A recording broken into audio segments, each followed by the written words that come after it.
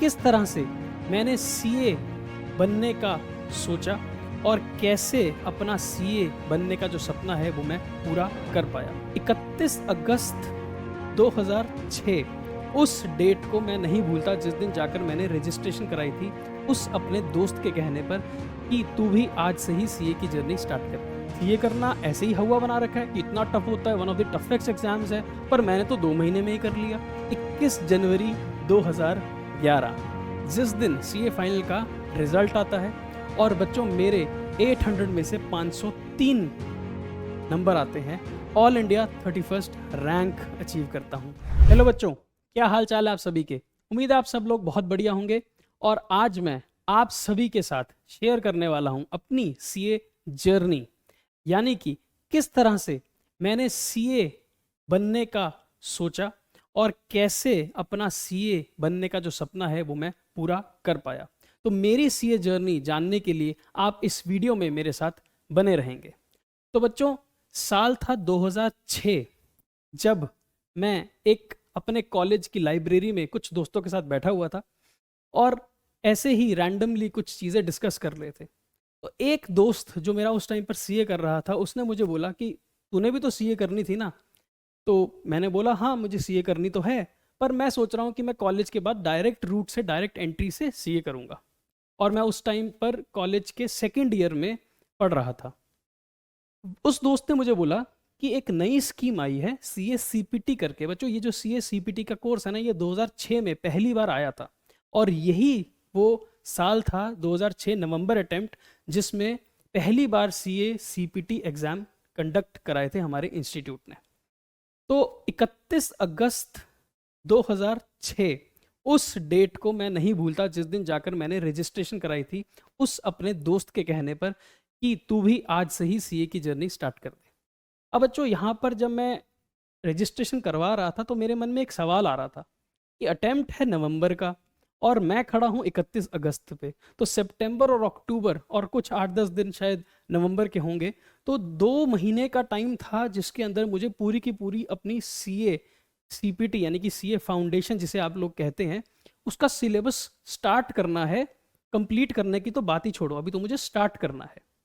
तो थोड़ा सा स्केप्टिज्म था, थोड़ा सा कंफ्यूजन थी कि मुझे ये अटेम्प्ट देना चाहिए कि नहीं देना चाहिए, पर समहाउ आई वॉज कन्विंस्ड कि मुझे ये अटेम्प्ट कर लेना चाहिए, क्योंकि ये अटेम्प्ट था ऑब्जेक्टिव टाइप एग्जामिनेशन। तो बहुत सारे दोस्त जो पहले सब्जेक्टिव फॉर्मेट या पुरानी स्कीम के अंडर थे, वो लोग भी, वो दोस्त भी सारे के सारे इसी स्कीम में कन्वर्ट हो गए थे। हालांकि वो लोग तो पहले अपना सिलेबस पढ़ चुके थे या पढ़ रहे थे, मुझे अपना सिलेबस स्टार्ट करना था। बच्चों, यहाँ पर एक चीज़ बताने की कोशिश करूंगा आपको मैं कि मेरे लिए थोड़ा सा ये सिंपल भी था इन द सेंस कि मैं उस वक्त कुछ बच्चों को पढ़ाया करता था। मैं शुरू से ही 11वीं और 12वीं के बच्चों को अकाउंट्स, इकोनॉमिक्स और मैथ्स सब्जेक्ट्स पढ़ाया करता था। और मज़े की बात यह है कि जो सीपीटी का एग्ज़ाम था ना, इसमें 3 सब्जेक्ट्स तो वही थे जो सब्जेक्ट्स 11वीं और 12वीं के बच्चों को मैं पढ़ा रहा था।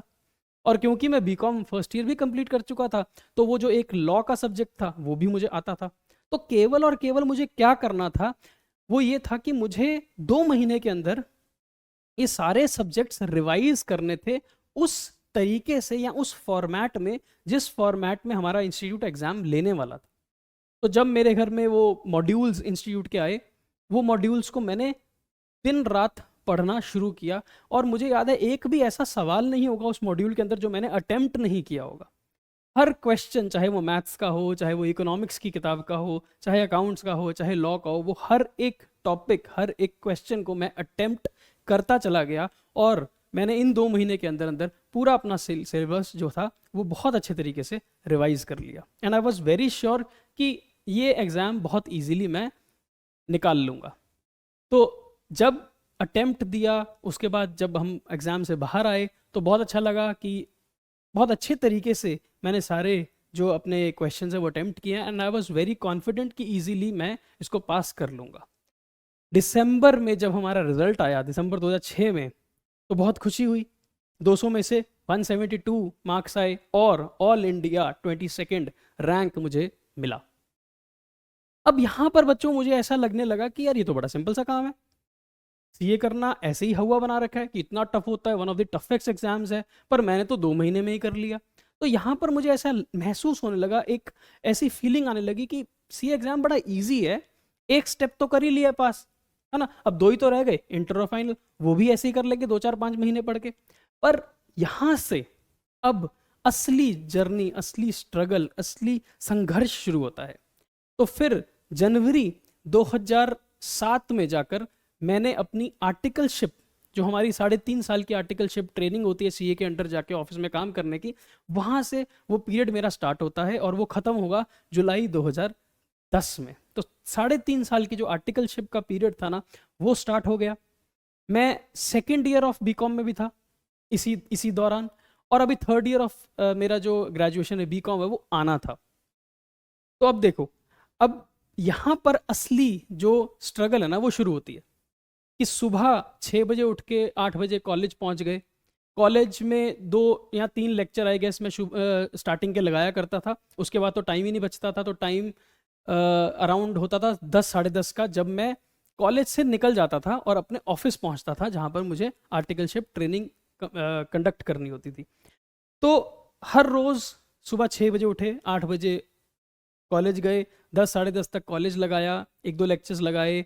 फिर क्योंकि मैंने कॉलेज से एग्जामिशन ले रखी थी, बिकॉज बहुत अच्छा मेरा स्कोर आया करता था, तो मुझे कॉलेज वालों ने एग्जेम्प्ट कर दिया था कि आपको अटेंडेंस लगाने की कोई खास ज़रूरत है नहीं, बस आप अपने जो एग्ज़ाम्स है वो देते रहिए, और आपकी जो असेसमेंट है अगर वो ठीक रहेगी तो आपको कॉलेज में आने की कोई खास आवश्यकता है नहीं। तो इस तरह से मैं 1 2 घंटे ही शुरुआत के जो कॉलेज का लेक्चर्स हुआ करते थे वही लगाता था।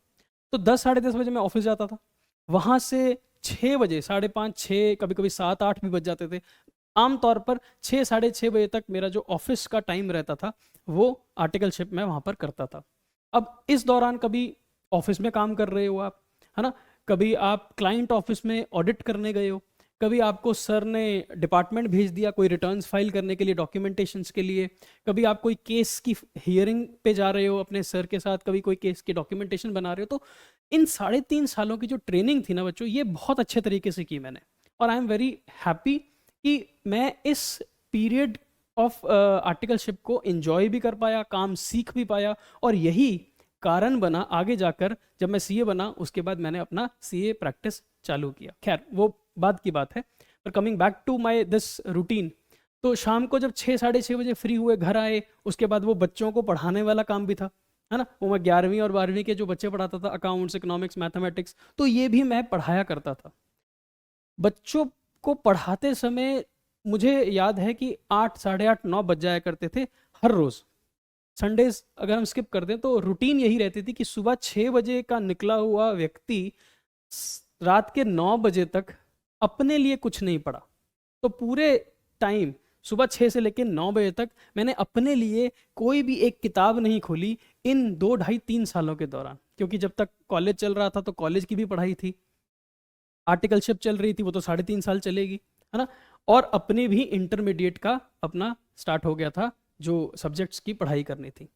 तो ये पीरियड जो मुझे है ना लगता है कि this is one of the toughest time जो मैंने फेस किया उस दौरान, पर यही वो टफ टाइम था जिसने मुझे स्ट्रांग बनाया, जिसने मुझे ये सिखाया कि टाइम मैनेजमेंट की क्या कीमत होती है, और किस तरह से जब आपकी ज़िंदगी में किसी ना किसी चीज़ का अभाव होता है ना, चाहे वो समय का अभाव हो, चाहे वो पैसों का अभाव हो, तो वो आपको कहीं ना कहीं आपके संघर्ष को, आपकी स्ट्रगल को, है ना, वो कहीं ना कहीं एक उम्मीद की किरण भी देता है। तो वहाँ पर मुझे पता चला कि ये कितनी स्ट्रांग मुझे बना रहा है, और मुझे टाइम की अहमियत और टाइम की कदर करनी इस पीरियड ने मुझे सिखा दी। तो बच्चों फिर हम इंटरमीडिएट की पढ़ाई कर रहे थे। इंटरमीडिएट की पढ़ाई करते करते मेरा साल 2008 मार्च का जो ग्रेजुएशन है वो कंप्लीट हो गया। अब 6 महीने का जो लगभग 6 7 महीने का जो टाइम मुझे मिला वो मैंने पूरा का पूरा डेडिकेट किया इंटरमीडिएट की पढ़ाई में, क्योंकि ग्रेजुएशन मेरी कंप्लीट हो चुकी थी। अब इंटरमीडिएट की पढ़ाई करी, और वो पढ़ाई कैसे करी, दोस्तों से कुछ किताबें लिया करता था, कुछ नोट्स लिया करता था जो वो अपने बहुत अच्छे अच्छे टीचर से पढ़ के आया करते थे, कुछ नोट्स घर पे बनाया करता था, सेल्फ स्टडी किया करता था, और एक तो ऐसे लेक्चर्स हैं जो मैं अपने ही वहाँ पर अपने ही एरिया के पास अपने बहुत अच्छे अच्छे टीचर्स थे जो उनसे पढ़ा करता था। तो इस तरह से सीए इंटरमीडिएट की पढ़ाई चालू करी, और करते करते जब एग्ज़ाम की डेट आई तो एग्ज़ाम जब मैंने दिया तो बहुत अच्छा एग्ज़ाम हुआ बच्चों मेरा। और इंटरमीडिएट का ग्रुप 1 और ग्रुप 2 दोनों इकट्ठे देके मैंने नवंबर 2008 का जो अटेम्प्ट था वो क्लियर किया फर्स्ट अटेम्प्ट में। और वहाँ से एक और अंदर जज्बा आया, जोश आया कि मैं बहुत इजीली जो आखिरी का जो स्टेप रह गया ना सीए फाइनल का, वो भी कर लूँगा। तो यहाँ अब एक चीज़ जो मेरे लिए सिंप्लीफाई होनी शुरू हो गई वो ये थी कि फाउंडेशन बहुत अच्छे तरीके से हुआ, इंटर में थोड़ी सी टफनेस आई थी, लेकिन जो टफनेस थी वो बिकॉज ऑफ ग्रेजुएशन वो हट चुकी थी। अब टाइम थोड़ा मिलने लगा था, बचने लगा था। कुछ बच्चे जो मैं पढ़ा रहा था उनसे मैंने सीए फाइनल की पढ़ाई के वक्त ये बोला था कि मुझे कम से कम 1 साल और चाहिए अपने ऊपर डेडिकेटेड रखने के लिए। तो मैंने उनसे रिक्वेस्ट की कि आपको मैं महीने में सिर्फ 10 दिन ही पढ़ाया करूँगा, और उन 10 दिनों में पढ़ा के जो बाकी के 10-15 दिन बचते थे वो मैं अपने ऊपर लगाया करता था। तो इस तरह से टाइम को मैनेज करना शुरू किया। फिर सीए फाइनल की बारी आती है। अब बच्चों यहाँ पर थोड़ी सी एक दिक्कत जो मेरे साथ हुई वो ये थी कि जब आप ऑफिस में बहुत अच्छा काम करते हो ना, आप सभी को शायद महसूस भी होगा, जब आप ऑफिस में बहुत अच्छा काम करते हो, है ना, आप अपने बॉस के फेवरेट बन जाते हो, तो आपको बहुत काम दिया जाता है। जितना अच्छा कोई व्यक्ति होता है काम करने में उसको और ज़्यादा काम दिया जाता है, बिकॉज वो एसेट होता है अपनी ऑर्गेनाइजेशन के लिए। यही कुछ होता था मेरे साथ। तो जो मेरे साथ के आर्टिकल्स होते थे उनको तो छुट्टी टाइम पर मिल जाया करती थी, एग्जाम है तो उनको छुट्टी दे दिया करते थे, पर मुझे छुट्टी देते समय पता नहीं क्या रीज़न होता था कि वो छुट्टी मुझे दी नहीं जाती थी। तो मेरी आर्टिकलशिप खत्म होनी थी 31 जुलाई 2010 को, और वो आखिरी दिन था जब मैंने ऑफिस अटेंड किया। मेरे को कोई लीवरेज नहीं मिली ऑफिस से, मेरे को कोई एक्स्ट्रा टाइम नहीं मिला, मेरे को कोई एक्स्ट्रा छुट्टी नहीं मेरे बॉस सीए सर ने दी कि जाओ तुम पढ़ लो। तो इनफैक्ट जब 31 जुलाई 2010 का वो पीरियड ख़त्म हुआ तब जाकर मेरी सांस में सांस आई और मुझे लगा कि यार अब केवल और केवल अगले 3 महीने, अगस्त सितंबर अक्टूबर, अगले 3 महीने केवल और केवल मुझे अपने लिए ही डेडिकेट करने हैं। तो ना कॉलेज जाना है, ना बच्चों को पढ़ाना है अगले 3 महीने, ना आर्टिकलशिप पे जाना है। तो अब देखो बच्चों, जो 24 घंटे में से कुल मिला के केवल मेरे पास 4-5 घंटे ही होते थे अपने लिए डेडिकेटेड पढ़ने के लिए, अब मेरे पास 24 घंटे थे। तो यहां पर 3 महीने मेरे लिए 3 महीने नहीं थे, वो 3 महीने लगभग मेरे लिए साल का टाइम था, बिकॉज वो इंटू 3 और इंटू 4 टाइम्स हो गया था, बिकॉज बाकी सारी जो डिस्ट्रैक्शंस थी या बाकी सारी जो एक्टिविटीज थी मेरी जिंदगी के अंदर वो अब खत्म हो चुकी थी। तो इन 3 महीनों में मुझे करने थे बच्चों 8 सब्जेक्ट्स। हमारे टाइम पर ग्रुप 1 में 4 और ग्रुप 2 में 4 सब्जेक्ट हुआ करते थे सीए फाइनल के अंदर, और मेरी तो हमेशा से ही मानना रहता है कि आपको दोनों ग्रुप्स ही इकट्ठे देने चाहिए। तो 8 सब्जेक्ट्स की तैयारी करनी थी, जिसमें से लगभग 6 सब्जेक्ट्स मैं एक बार पढ़ चुका था। एक बार मैं उसका जो सारा का सारा सिलेबस था वो 6 सब्जेक्ट्स का वो कंप्लीट कर चुका था। लेकिन 2 ऐसे सब्जेक्ट्स थे जिन सब्जेक्ट्स को बच्चों मैंने हाथ तक नहीं लगाया था, हाथ तक नहीं लगाया था। वो सब्जेक्ट्स पता कौन से थे? एक सब्जेक्ट था उसमें से लॉ, और एक सब्जेक्ट था ऑडिट। ये 2 ऐसे सब्जेक्ट्स थे जो अभी मैंने शुरू तक नहीं किए थे, और हम खड़े हैं 31 जुलाई 2010 में, और 3 महीने बाद सीए फाइनल का बच्चों एग्जाम देना है। अब ये 2 सब्जेक्ट्स स्टार्टिंग से पढ़ने हैं, बाकी 6 सब्जेक्ट्स को रिवाइज भी करना है। तो ये एक लगता है इम्पॉसिबल टास्क। अगर मैं आपको बोलूँ ना कि आप 6 सब्जेक्ट पढ़ो और 2 सब्जेक्ट अभी आपको शुरू करने, तो आपको शायद अपने ऊपर शक होना शुरू हो जाएगा।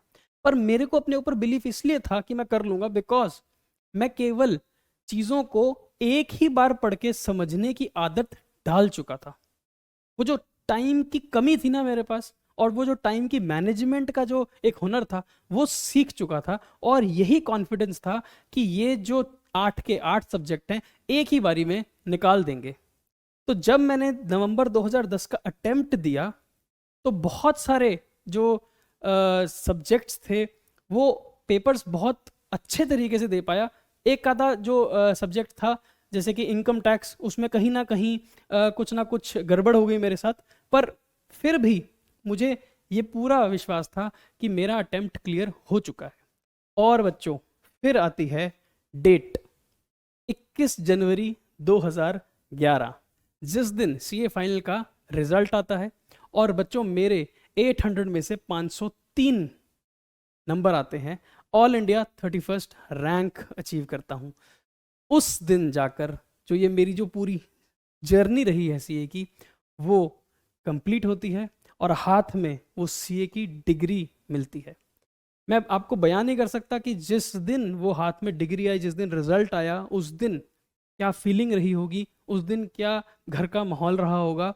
तो बहुत अच्छा लगा कि जिस चीज़ के बारे में सोचा दिन रात, जिसके पीछे 3 साढ़े 3 4 साल संघर्ष किया, मेहनत करी, जिसके पीछे पूरी जुनून के साथ, पूरे जज्बे के साथ लगा रहा, वो आज हाथ में था।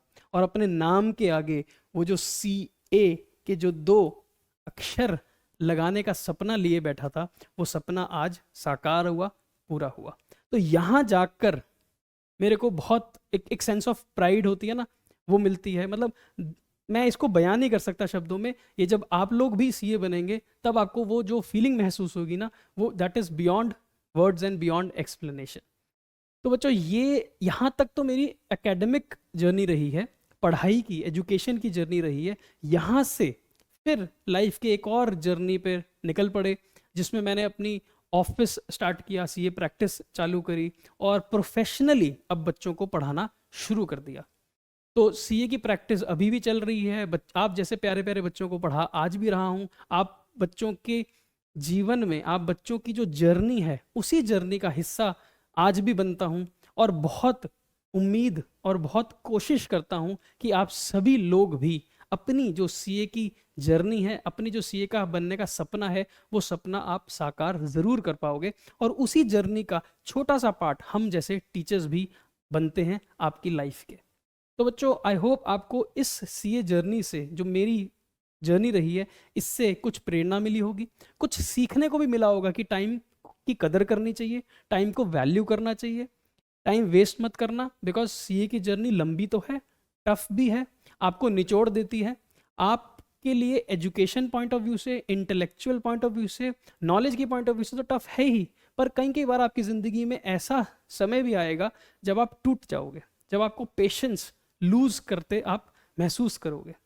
बस वहाँ पर एक चीज़ ज़रूर याद रखना, जो हर बच्चों को मैं बोलता हूँ, कि you have to find one biggest reason, है ना, you have to find that one biggest reason why you started in the first place. आप क्यों शुरू हुए थे, ये आपको हमेशा याद रखना है बच्चों, क्योंकि यही एक वो रीज़न होता है जो आपके साथ हमेशा रहेगा फ्रॉम स्टार्ट टिल एंड। बहुत दोस्त होंगे, बहुत लोग होंगे जो आपके इस जर्नी में कुछ आगे निकल जाएंगे, कुछ पीछे छूट जाएंगे, लेकिन वो जो आपका कारण था ना, जिस कारण से आपने सीए शुरू करी थी, वो जो आपका विजन था, वो जो आपका पर्पस इन लाइफ था, जिसके कारण आप भागे थे इस जर्नी के अंदर, वो हमेशा आपके साथ रहता है। उसको कभी भी मत भूलना। तो बच्चों उम्मीद करता हूँ आप सभी को मेरी इस जर्नी से कुछ ना कुछ प्रेरणा मिली होगी, कुछ ना कुछ सीखने को मिला होगा। और आशा करता हूँ, उम्मीद करता हूँ और प्रे करता हूँ आप सभी बच्चे जो सीए बनने का सपना लेके चले हैं, उन सभी बच्चों का सपना पूरा होगा। Till then, bye.